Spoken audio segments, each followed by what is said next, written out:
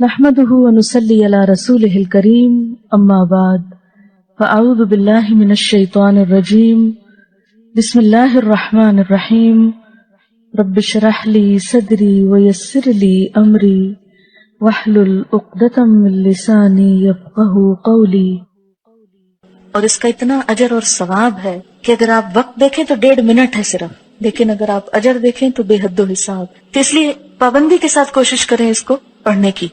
اور گھڑی دیکھ لیں، آپ کا کوئی بڑا وقت نہیں لگے گا. انسان یہ صرف شیطان کا بھلاوا ہوتا ہے کہ انسان یہ نیکی نہ کرے اور اتنا بڑا اجر نہ کمائے. شیطان کا بھلاوا ہوتا ہے یہ. لہٰذا وہ کہتا ہے وہ دیکھو وہ کام، وہ دیکھو وہ کام، وہ بھی ہے وہ بھی ہے، وہ چھوڑو پھر کر لینا، چلتے پھرتے کر لو، اٹھو اٹھو یہاں سے. تیسرا قرآن میں آتا ہے فسبح ادبار السجود، سجدوں کے بعد بھی رب کی تسبیح کرو. لہٰذا کیا پڑھتے ہیں 33 دفعہ سبحان اللہ، 33 دفعہ الحمدللہ، 34 مرتبہ اللہ اکبر. کیونکہ نماز کے بعد اللہ کی رحمت متوجہ ہوتی ہے، دعا مانگنے کا وقت ہوتا ہے. کچھ اور جو ہم عربی میں نماز کے اندر نہیں مانگ سکے اب باہر مانگ رہے ہیں، لیکن شیطان کہتا ہے کسی طرح نہ ہی مانگے تو اچھا، محروم ہی اٹھ جائے.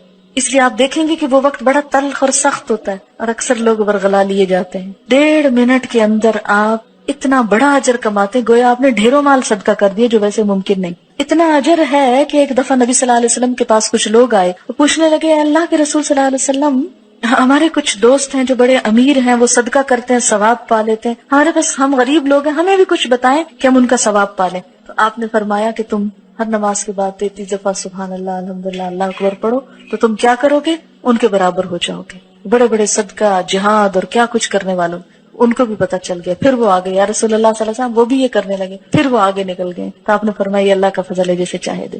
پھر ہوتا ہے اب نماز پڑھ لی، جلدی جلدی وہ بلا کے آرڈر کر دیں سب کو جو جو کچھ کہنا ہے، پھر بولنا شروع کر دیتے.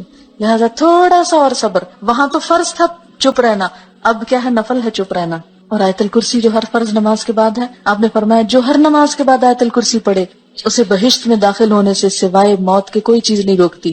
گویا جنت کا دروازہ کھل گیا اس کے لیے. اسی لیے فرض نماز کے بعد جو آیت الکرسی ہے اس کا بھی بڑا اجر ہے کہ جو پڑھے گا وہ اس کے بعد فوت ہو جائے سیدھا جنت میں. لیکن آپ نے فرمایا یہ صرف انبیاء صدیقوں اور شہیدوں کو یہ صفت ملتی ہے، ہر کوئی نہیں اس کی پابندی کر سکتا. کیوں؟ کیونکہ ہر بات جو نماز میں یاد آنی ہوتی. ہم کہتے ہیں یہ کون سی مجبوری ہے پابندی ہے، اب تو بول لو خیر ہے، وہ پوری کیفیت نہیں تاری ہوگی. اس لیے تھوڑا سا صبر اور، لیکن یہ آپ کا بائی چوائس ہے، اب آپ کی مرضی ہے آپ صبر کریں یا نہ کریں. لیکن جو کر جائے اب وہ وقت ہے پھل توڑنے کا، اب وہ وقت ہے نتیجہ لینے کا، دعا مانگنے کا. اس وقت میں اگر آپ گئے چھٹ گیا تو رہ گیا. کیونکہ اس وقت انسان کو فیل ہوتا ہے اچھا میں نے اتنی اچھی نہیں نماز پڑھی، کو بہت سیٹسفیکشن نہیں ہوتی. پھر انسان کو کہا سیٹسفائی ہو جاؤ، مانگو اللہ سے اللہ اور اچھی عبادت کی توفیق دے. نماز پڑھ چکا ہے پھر دعا اللہ توفیق دینا پھر بھی لوٹ کے آؤں. ایسا نہ ہوگا کہ لیے نماز میں سو جاؤں یا بھول جاؤں یا دل ہی نہ چاہے. اب دیکھیں کہ اگر ہر نماز کے بعد انسان یہ دعا مانگ لیتا تو ایک طرح سے اپنے آپ کو پھر باندھ لیتا ہے اگلی نماز کو. ورنہ ایک پڑھے گا اور ایک چھوڑ دے گا، ایک پڑھے گا قضا کر جائے گا. تو اس طرح انسان چھوڑ نہیں سکتا.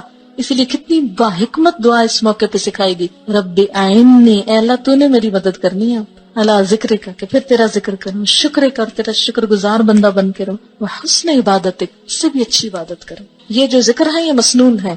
کچھ سوال ہیں کہ میں جلدی سے جواب دیتی ہوں. نماز ختم کرنے سے پہلے سورۃ البقرہ کی آخری آیات اور حشر کی آیات پڑھنا جائز ہے؟ ذکر میں آپ جو کچھ بھی پڑھیں، لیکن یہ مسنون نہیں ہے. مسنون وہی ہے جو میں نے آپ کو بتا دی ہے. اس کے علاوہ آپ اردو پنجابی میں اپنی دعا مانگ سکتے ہیں جو بھی آپ کریں. اچھا ایک بات یاد رکھیں، سجدے میں قرآن نہیں پڑھا جاتا. سجدے میں قرآن نہیں پڑھا جاتا. درود شریف کھڑے ہو کے نہیں پڑھا جاتا. سلام کھڑے ہو کے نہیں پڑھا جاتا، بیٹھ کے پڑھا جاتا ہے نماز سے.